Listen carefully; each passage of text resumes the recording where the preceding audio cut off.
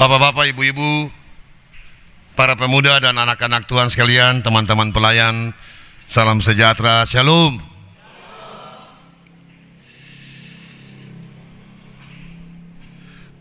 Bagian firman Tuhan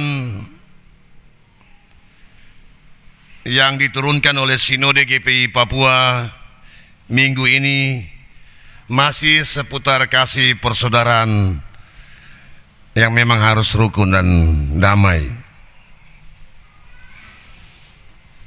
Kasih persaudaraan itu sesungguhnya harus dilandaskan pada kasih yang tulus. Amin. Harus tulus.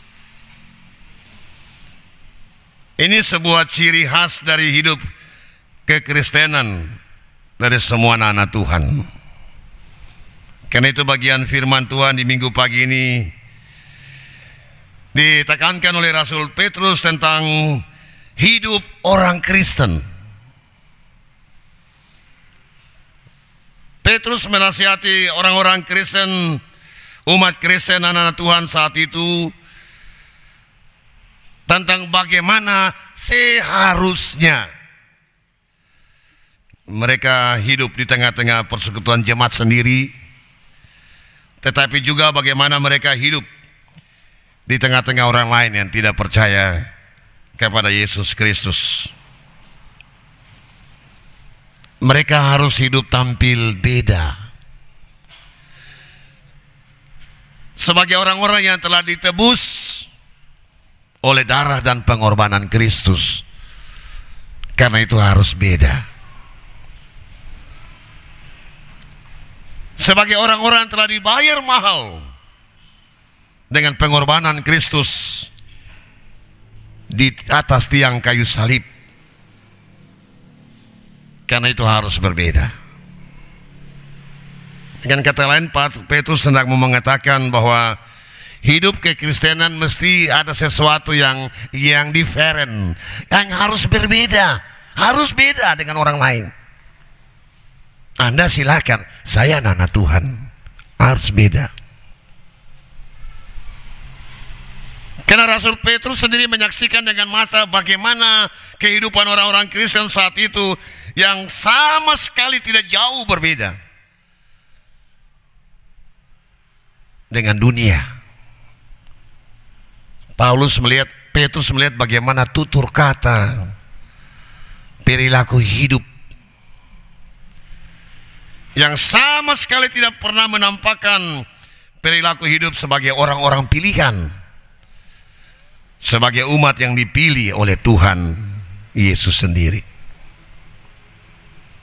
Sama sekali tidak ada perubahan dan perilaku hidup, sikap dan tutur katanya dalam kehidupan mereka sehari-hari. Di dalamnya Tuhan sama sekali tidak merasa dipermuliakan. Karena itu Bapak Ibu, saudara-saudaraku, anak-anak Tuhan sekalian, Rasul Petrus pada bagian firman Tuhan saat ini menasihati umat Kristen pada saat itu.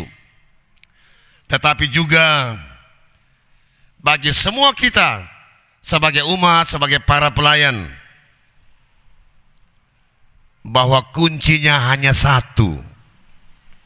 Kalau hanya berarti cuma satu, tidak ada hanya dua. Kuncinya hanya satu.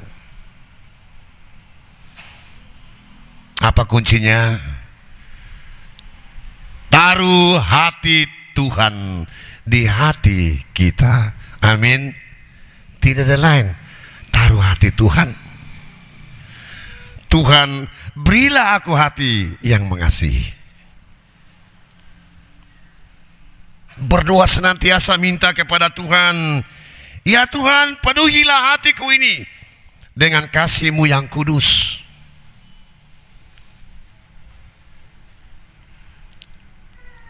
Ibu bapak masih ingat pada pembacaan firman Tuhan di minggu lalu juga telah mengingatkan kita bahwa hendaknya kasih itu jangan pura-pura. Lain di mulut, lain di hati. Jangan.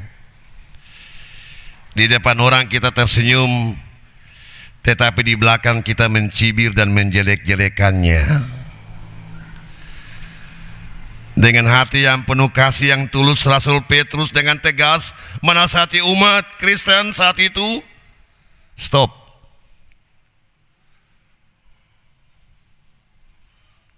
Segera tinggalkan semua sifat-sifat, tutur kata, dan tinggalkan semua mulai sekarang. Karena Petrus mengatakan segala sesuatu sudah dekat. Jadi jangan tunggu hari ini, minta Tuhan rubah.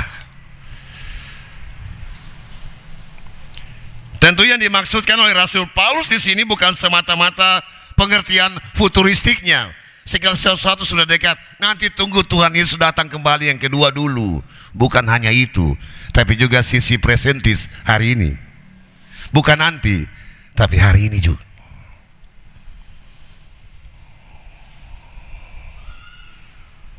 Ubahlah hidupmu, sebab akan segera engkau menuai apa yang saudara dan saya tabur. Segala sesuatu sudah dekat. Bukan tunggu Tuhan Yesus datang, tapi sudah dekat di matamu nanti. Apa yang kau tabur, itu nanti kau tuai. Karena itu mari buka hati hidup orang Kristen. Kata nasihat Rasul Paulus, Rasul Petrus, yang menabur kebaikan akan segera menuai kebaikan. Sedangkan yang menabur angin untuk menuai badai, itu pun akan segera dituai. Dan karena itu di awal bagian pembacaan firman Tuhan, Rasul Petrus dengan penuh kasih, ia tidak ingin umat Kristen saat itu supaya jangan engkau tuai apa yang kau tabur. Dengan penuh kasih dia menasihati orang-orang Kristen pada saat itu. Ia menasihati anak-anak Tuhan, umat Kristen, tetapi juga bagi Bapak Ibu Saudara dan termasuk juga saya. Kuasailah dirimu.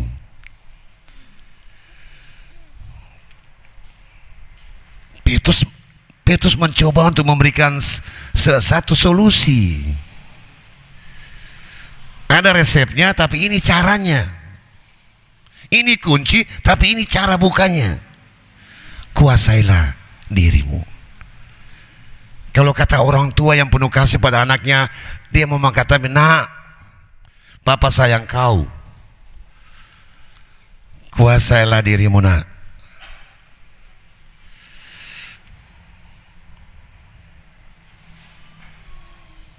Dengan perkataan lain, Bapak Ibu Saudaraku, Rasul Petrus mau menasihati saudara dan saya, para pemuda dan anak-anak Tuhan semua. Saudaraku, kata kuasai dirimu artinya pertama, bahwa di dalam diri seseorang itu, di dalam dari Bapak Ibu Saudara dan saya, itu ada kemampuan atau kesanggupan untuk melakukan sesuatu. Ada kesanggupan yang Tuhan kasih, taruh dalam hidup kita. Kesanggupan untuk bisa marah. Ada potensi untuk marah.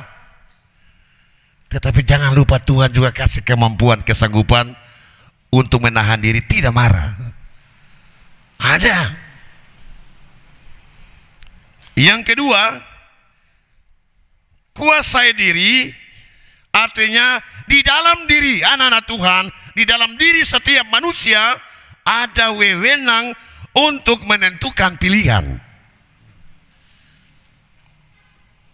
Ada wewenang untuk menentukan pilihan, luar biasa. Kewenangan itu ada pada saya, bukan pada orang lain, pada saya. Tuhan kasih itu.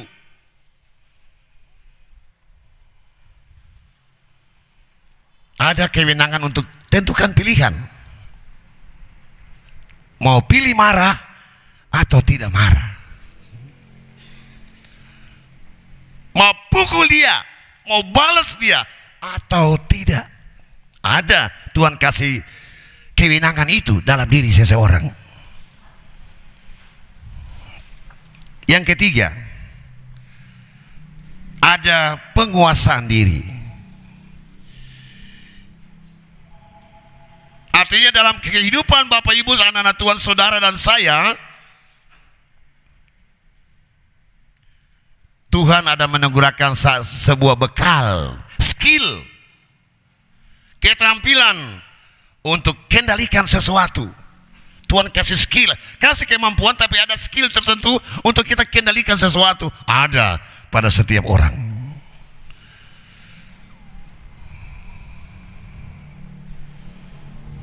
Bukan orang lain mengendalikan saya bukan orang lain.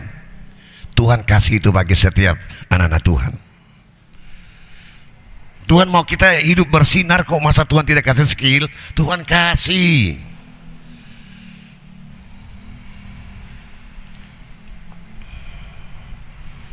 Karena itu Bapak Ibu Saudaraku, para pemuda dan anak-anak Tuhan sekalian, persoalannya bukan pada bisa atau tidak bisa, bukan. Sebetulnya bukan bisa atau tidak bisa. Persoalannya terletak pada mau ataukah tidak. Amin. Amin. Mau ataukah tidak, menahan diri, menguasai diri, karena ada kewenangan dalam diri saya, tidak ada pada orang lain. Kita yang menentukan semua segala sesuatu.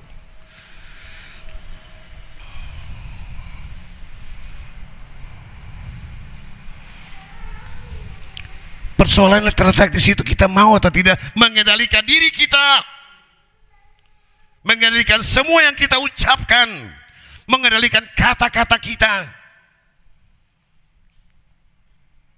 tapi juga mengendalikan perilaku hidup kita.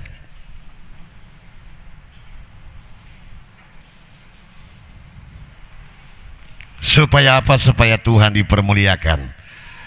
Bagian pembacaan terakhir, kuncinya supaya Tuhan dipermuliakan. Saudaraku, Bapak Ibu, anak-anak Tuhan, itulah sederhana pengertian menguasai diri. Ada kewenangan Tuhan kasih, mau atau tidak, kendalikan diri. Kemudian dalam nasihat itu Rasul Paulus melanjutkan dengan kata, jadilah tenang. Wow. Kuasailah dirimu dan jadilah tenang. Orang yang mampu menguasai dirinya, ia pasti orang tenang. Ia tampak tenang-tenang saja. Orang lain marah-marah, dia tenang-tenang saja, senyum-senyum saja. Sebaliknya Bapak Ibu, orang yang biasanya tidak bisa kuasai diri, hidupnya pasti tidak tenang. Silakan lihat di sekeliling, tetangga, keluarga kita, di mana masyarakat. Orang yang tidak pernah kuasai diri biasanya tidak pernah tenang orangnya.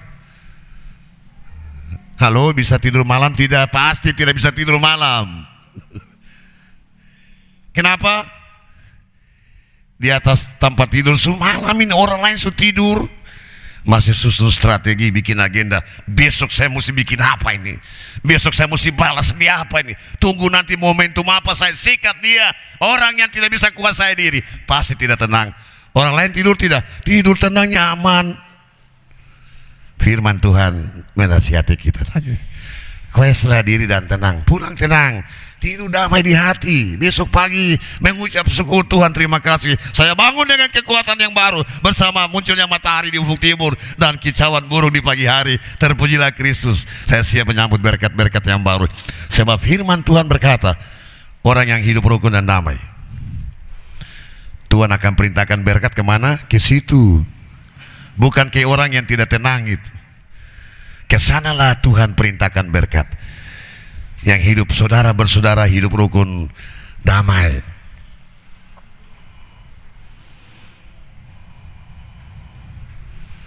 Tapi kalau orang yang hatinya bersih, yang tenang, seluruh hidupnya penuh dengan kasih Kristus. Sebab kasih itulah yang mampu mengendalikan segala sesuatu. Kasih Kristus. Karena itu dalam ayat ke-8 Rasul Petrus mengatakan, tetapi yang terutama ialah kasihilah sungguh-sungguh, kasih yang tulus. Kasih, Bapak Ibu Saudaraku, kasih yang tulus memang butuh kerelaan. Kasih yang tulus membutuhkan pengorbanan diri untuk menahan dan menerima orang lain sebagai saudara kita. Memang susah mengasihi orang seperti saudara saya sendiri. Tapi kembali lagi, bukan bisa atau tidak bisa, mau atau tidak. Menerima, menasihati, melihat orang lain itu seperti saudara saya sendiri.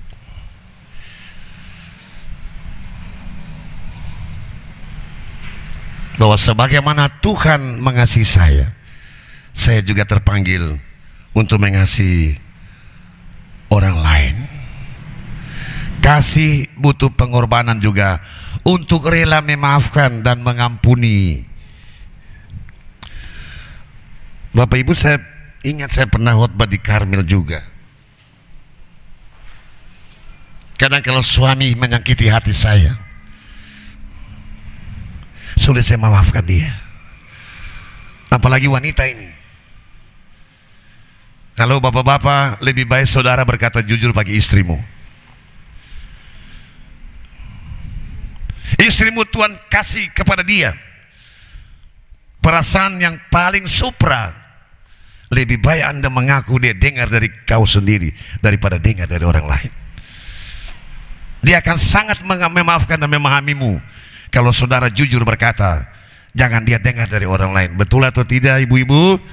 Jangan bilang ada Pak Tua di pinggir.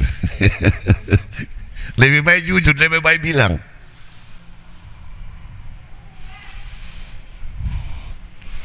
Demikian juga bapak-bapak. Kadang sulit memahami istri, apalagi memaafkan, memahami dia. Pak Pendeta, saya hilang harga diri. Istri saya sombong.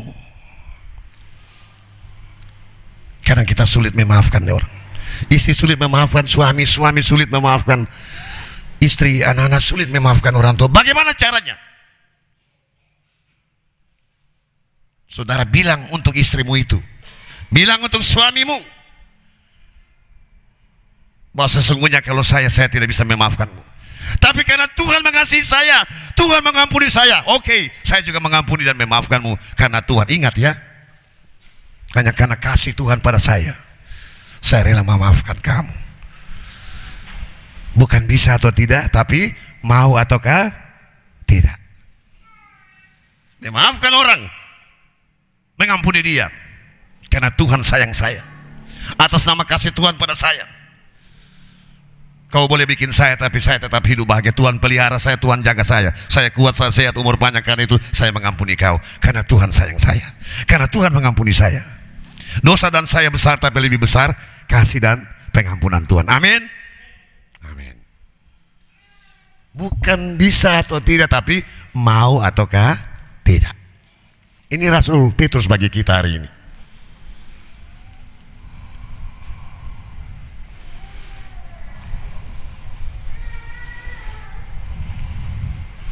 Itulah Rasul Petrus mau mengatakan, itulah kasih, karena kasih menutupi banyak sekali dosa.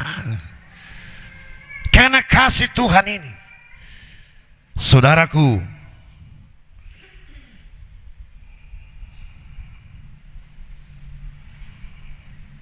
kita boleh menganggap orang lain tidak baik. Kita boleh menganggap orang lain lebih berdosa. Kita boleh menganggap orang lain salah. Tetapi apakah dari 1000 hal yang dia buat salah?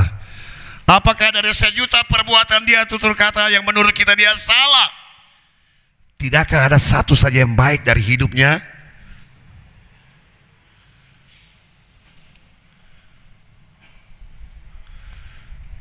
Terima dia kebaikannya yang satu itu, biarlah menutupi 1000 salahnya. Itulah kasih menutupi banyak dosa.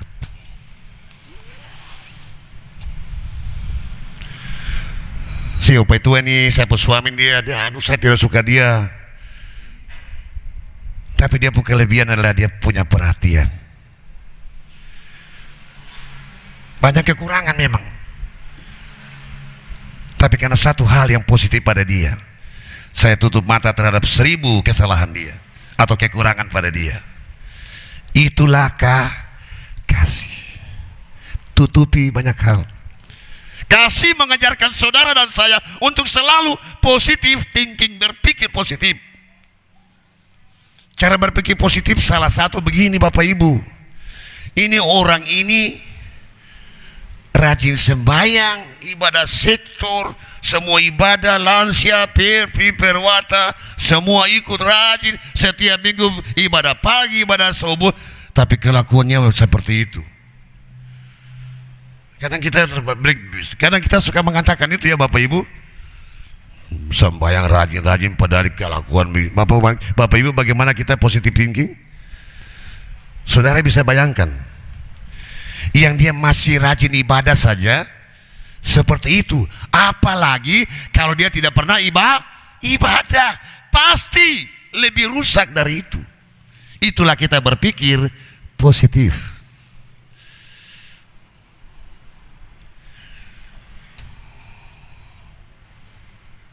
Kasih menuntut kita untuk selalu melihat orang lain dan memahami sungguh-sungguh bahwa bahasa Tita Wai bilang nobody perfect. Tidak ada manusia yang sempurna di dunia ini. Biar Anda boleh mengatakan dia cerewet, tapi dia setia, rajin melayani. Kasih menutupi banyak hal. Daripada yang tidak pernah bicara diam-diam tapi malas melayani. Itu namanya cerewet mulut tapi pelayanan juga cerewet. Saya selalu mengatakan di rapat-rapat BBS, GPI Papua masih butuh orang-orang cerewet. Karena orang ada yang cerewet mulutnya, tapi kaki tangannya lincah, pelayanannya luar biasa, rajin dia. Kasih menutupi banyak sekali hal. Tidak ada manusia yang sempurna, sebab yang sempurna hanya ada pada Tuhan. Kemudian Rasul Petrus berkata dalam ayat ke-8, berilah tumpangan, bahkan sampai orang yang sekalipun dia telah menyakiti hati saya, beri dia tumpangan. Kalau kita buru-buru mau kasih tinggal di rumah, saya suka dia mau gitu.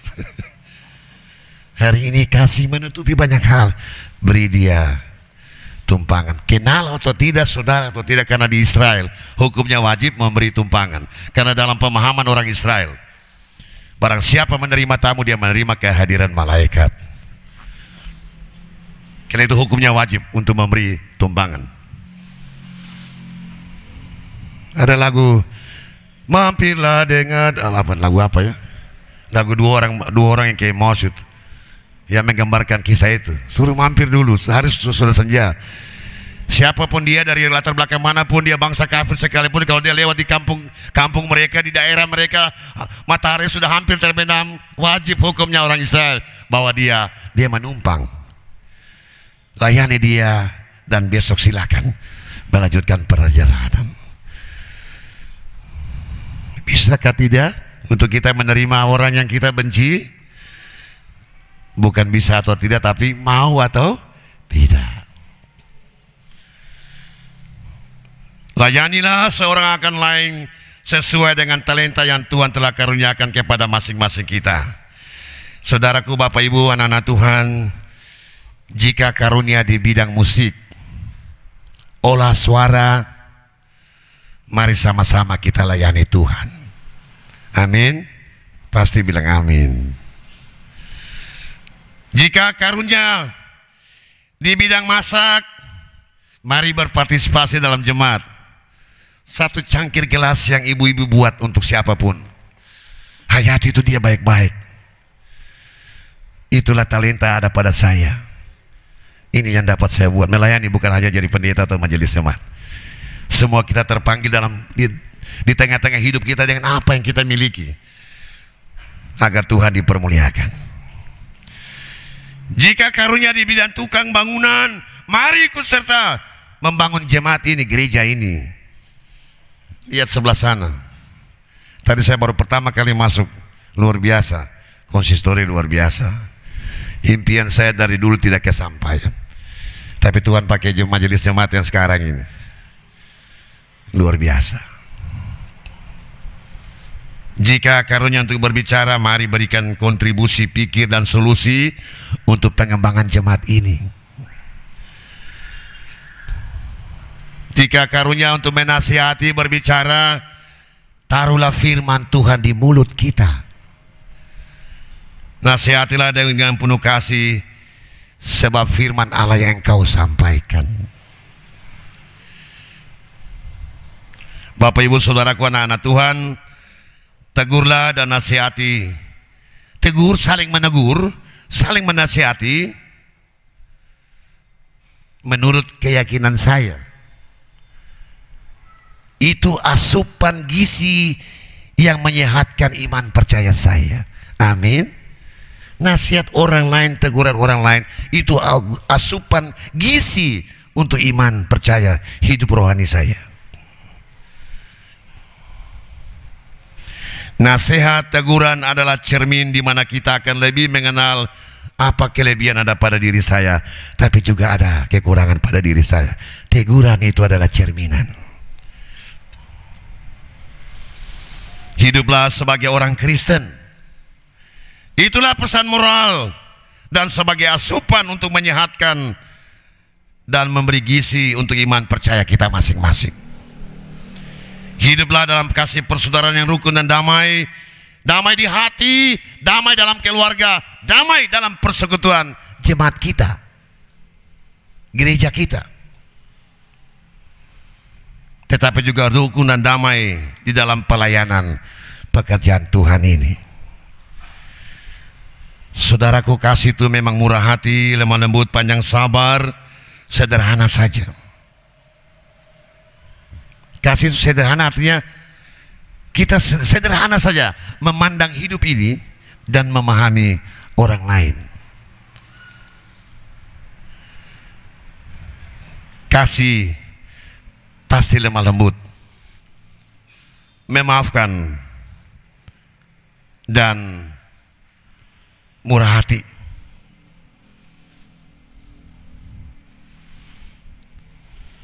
Kasih mengajarkan kita semua di minggu pagi ini untuk melihat, jangan melihat kekurangan pada orang lain, tapi lihat apa yang baik pada diri seseorang.